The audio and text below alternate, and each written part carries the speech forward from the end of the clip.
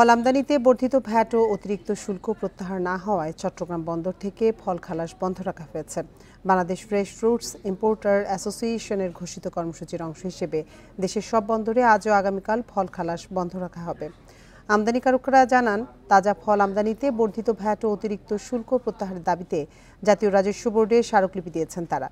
এরপরও কোনো সিদ্ধান্ত না নেওয়ায় চট্টগ্রাম বন্দর সহ দেশের সব স্থলবন্দরে 2 দিন ফল খালাস বন্ধ রাখার সিদ্ধান্ত নেওয়া হয়েছে।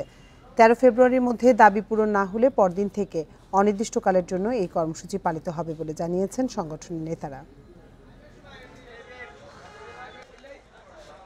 আমাদের 2 দিন কর্মসূচি, 2 দিন খাস করবো না। তারপর সরকার যদি আমাদের দাবি না মানে তাহলে আমাদের ওই বাংলাদেশ ফ্রেশ ফুড ইম্পোর্টার অ্যাসোসিয়েশনের পক্ষ থেকে আবার 14 তারিখ থেকে ঘোষণা আসছে যে অনির্দিষ্টকালের জন্য আমরা বন্ধ করে দিব। সারা বাংলাদেশ মাল লোড আনলোড সব বন্ধ।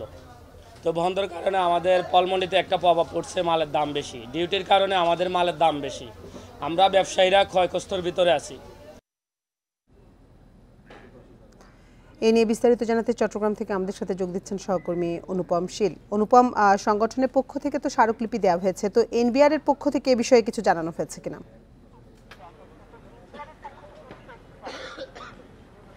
না, এনবিআর এর পক্ষ থেকে কোনো উদ্যোগ এখনো পর্যন্ত নেওয়া হয়নি বলেই তারা প্রাথমিকভাবে আজকে এবং আগামীকাল অর্থাৎ 4 ও 5 ফেব্রুয়ারি বন্দর এবং বিভিন্ন স্থলবন্দর এবং সমুদ্র বন্দর থেকে ফল খালাসের কার্যক্রমটি বন্ধ রেখেছে।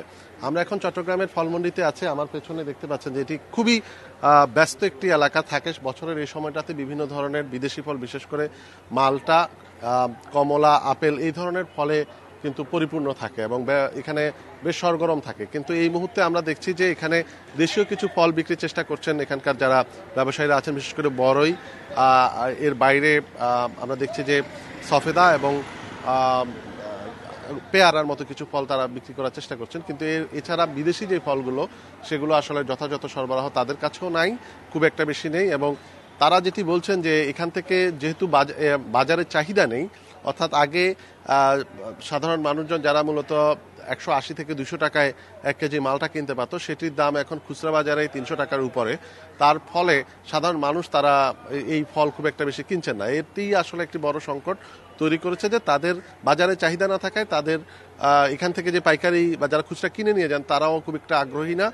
আর পাশাপাশি তারাও আসলে এই বিক্রি করতে পারছেন না এবং তাদেরকে যেহেতু একটি পচনশীল পণ্য, সুতরাং তারা এনে যে এখানে কোন ভরসায় আসলে এই সমস্ত ফল এনে এই দোকানে রাখবেন বা আড়তে রাখবেন সেটিও একটি বিষয়। তো এই প্রেক্ষাপটে তারা আরেকটি কথা বলেছেন যে যদি তারা প্রাথমিকভাবে ঢাকায় এনবিআর এর কার্যালয়ের সামনে মানববন্ধন করেছে, সেখানে স্মারকলিপি দিয়েছে, পাশাপাশি আজকে 2 দিনের জন্য একটি কর্মসূচি ঘোষণা করেছে।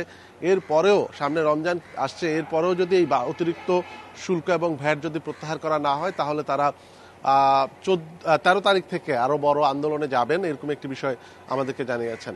তারা বলছেন যে আসলে দেখা যায় যে 100 টাকার ফলে 136 টাকার মতো তাদেরকে অতিরিক্ত বাড়তি টাকা দিতে হচ্ছে। অর্থাৎ একেবারে বন্ধ থেকে বের করতেই যদি অর্থাৎ যে ফলটা আগে 100 টাকা ছিল সেটি এখন 236 টাকা দিতে হচ্ছে, গুনতে হচ্ছে এবং সেটি বাজারে গিয়ে একটি প্রভাব পড়ছে। ভোক্তারাও সেটি গ্রহণ করতে পারছে না, তাই তাদের বাণিজ্যের উপর ব্যবসার উপর একটি বড় নেতিবাচক প্রভাব তৈরি হয়েছে। এই পরিস্থিতি থেকে দ্রুত বেরোতে হলে আসলে যে অতিরিক্ত কর এবং যে ভ্যাটটি বসানো হয়েছে সেটি প্রত্যাহার করে নিতে হবে।